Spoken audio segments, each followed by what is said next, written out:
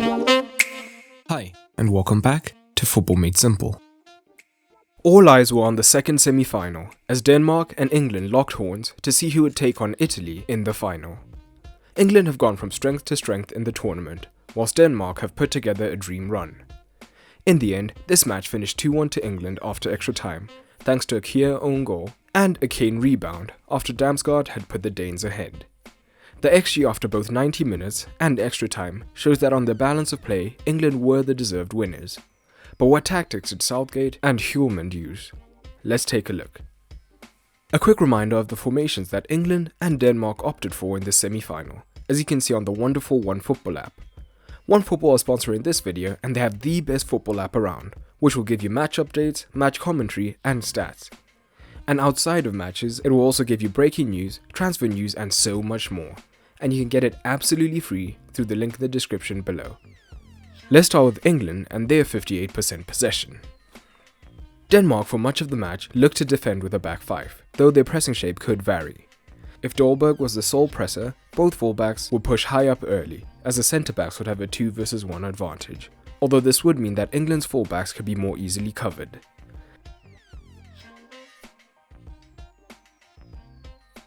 But Denmark preferred to defend in a lopsided front three, with Braithwaite remaining deeper on shore down the left-hand side, and Damsgaard would look to curve his run, pressing off the left-hand side, in order to force England to play down their left, where Denmark had more cover. This may have been to reduce Shaw's influence down the left-hand side, by having a man on him early on, as he's usually much more offensive than Walker.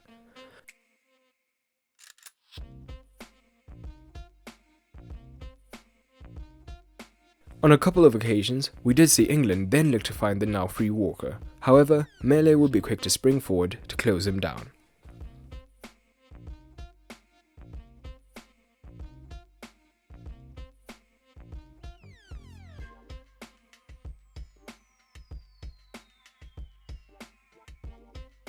But the two formations meant that the natural region to target was the midfield, as Denmark only had 2 dedicated midfielders.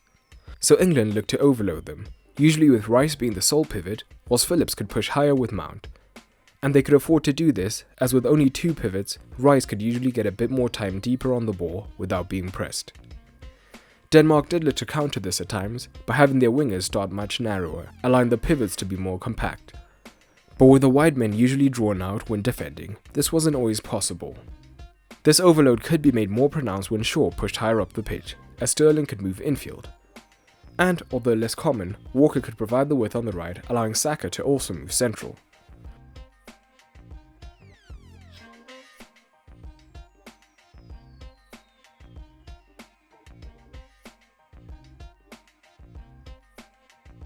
So, where the back three would usually protect the centre well, with so many numbers central, this became difficult for Denmark. It is also why Denmark switched to a midfield 3 later on in the game. And Kane roamed around the pitch throughout the 90, often looking to drop deep into the midfield, whether England were early in the build-up or higher up the pitch. And with the pivots occupied, he was often the key, getting a bit more space on the ball and looking for line-breaking passes higher up the pitch or switching the play. And importantly, when he dropped deeper, Sterling, from his central position, could easily move higher to occupy the centre-forward position.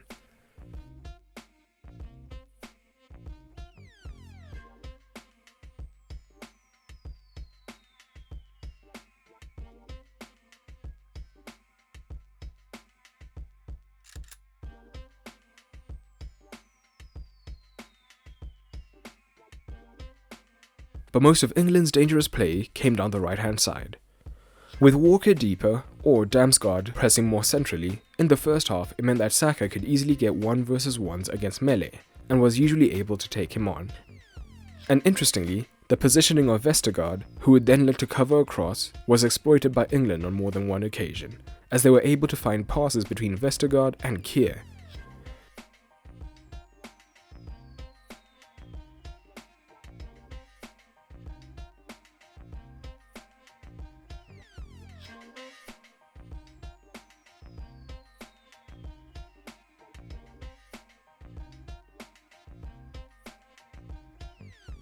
This even leads to the equalizer.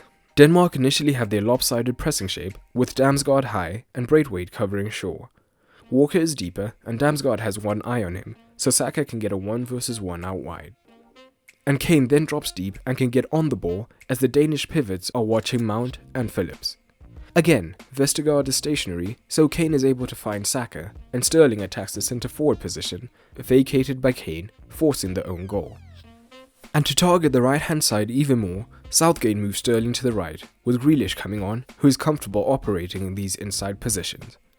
Sterling could operate on the inside right channel when a man was outside him, but more often he opted to stay wider 1 versus 1 with his man. And having more pace than Saka, and being on his strong side, he could more easily attack the byline down the outside, in a position to cut back the ball. As a result, Sterling completed a ridiculous 10 dribbles, with most of them coming down the right. We see this in the winning penalty. Sterling is isolated 1 versus 1 against Mele on the right, and he gets past him and is eventually awarded a generous penalty. Let's touch on Denmark in possession. Denmark from deep generally operated with a wide back three, allowing their wing-backs higher up the pitch early. And England's front three could be drawn into a man-to-man press against the centre-backs, although it wasn't an aggressive press, instead looking to stop the progression.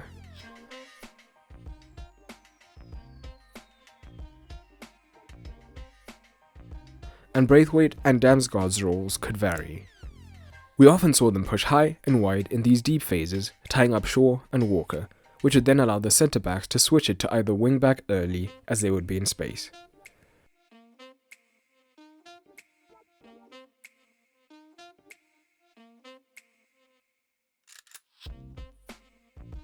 And we saw that if the wing-backs were on the ball, if it was an English full-back who looked to close them down, the centre-backs would be dragged across looking to cover, creating space in defensive areas, leading to dangerous situations.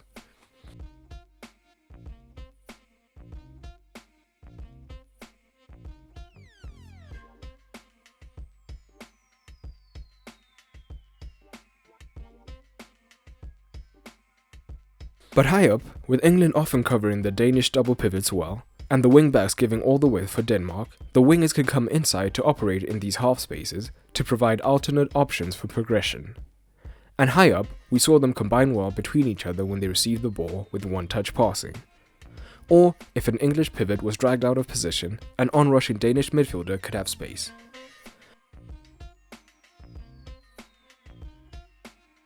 But in the end, Denmark just weren't enough of a goal threat. Overall, Denmark can be happy with their dream run to the semi-final, and will feel hard done by the way the winning goal came about. England weren't at their very best, but still a level above Denmark, but will possibly have to be much better in the final.